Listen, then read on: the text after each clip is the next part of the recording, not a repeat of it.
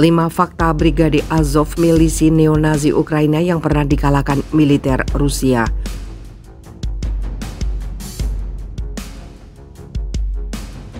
Sorry to say this, but the image of us as neo-Nazis was created by Russians in 2006 after Azov liberated Mariupol from Russia.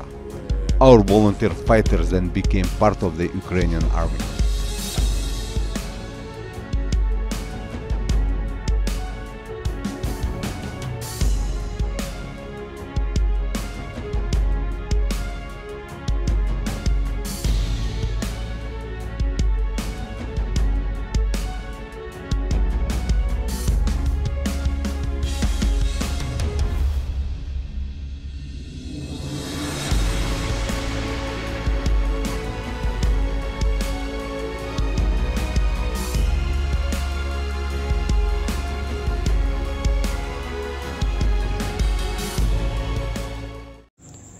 Hai para penonton Central News, sebelum lanjut jangan lupa subscribe dan lanjut tekan tombol Super Thanks.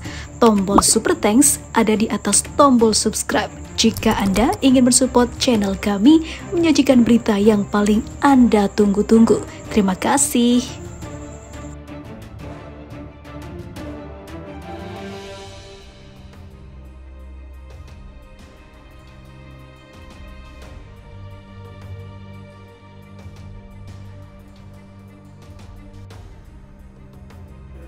Pada awal invasi Rusia ke Ukraina, nama Brigade Azov menjadi resimen militer sayap kanan Ukraina yang menjadi pemberitaan utama. Tapi brigade tersebut dengan cepat ditundukkan militer Rusia. Banyak anggota brigade itu meringkuk di penjara Rusia, akhirnya dibebaskan. Presiden Rusia Vladimir Putin merujuk kehadiran unit semacam itu dalam militer Ukraina sebagai salah satu alasan untuk meluncurkan apa yang disebutnya operasi militer khusus untuk mendemilitarisasi dan mendenazifikasi Ukraina. Brigade Azov juga dikenal sangat memusuhi Brigade Chetnya yang ikut bertempur di Ukraina. Mereka pernah melapisi peluru mereka dengan lemak babi yang diduga digunakan untuk melawan pejuang Chetnya. Berikut ada 5 fakta tentang Brigade Azov.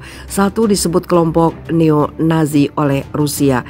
Melansir Reuters, Brigade Azov atau biasa juga disebut Resimen Azov yang pejuangnya dianggap sebagai pahlawan di Ukraina, tetapi dicecar oleh Kremlin Putin sebagai kelompok neo-Nazi yang membenci Rusia.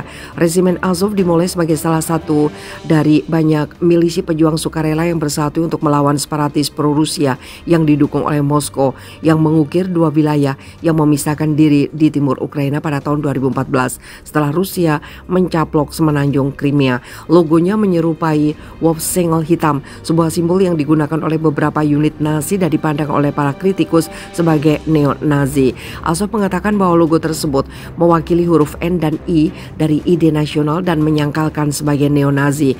Pada 2015, Andris Diazenko, juru bicara resimen saat itu mengatakan bahwa 10 hingga 20% prajurit Azov adalah Nazi. Anggota individu telah mengaku sebagai neo-Nazi dan ultranasionalisme sayap kanan garis keras menyebar di antara anggota.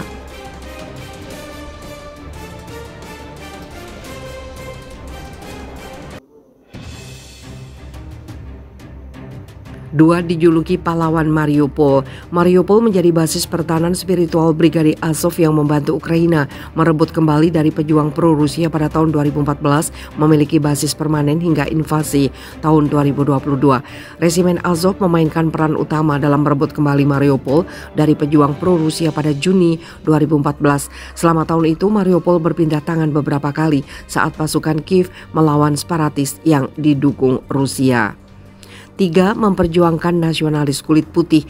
Milisi Azov muncul dari organisasi patriot Ukraina Andriy Biletsky yang menurut para kritikus memperjuangkan ide nasional kulit putih anti-imigran ekstrim kanan.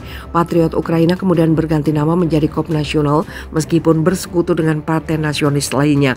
Gagal memenangkan pemilu pada 2019, Departemen Luar Negeri Amerika Serikat melabeli Kop Nasional sebagai kelompok kebencian nasionalis pada 2018. 4.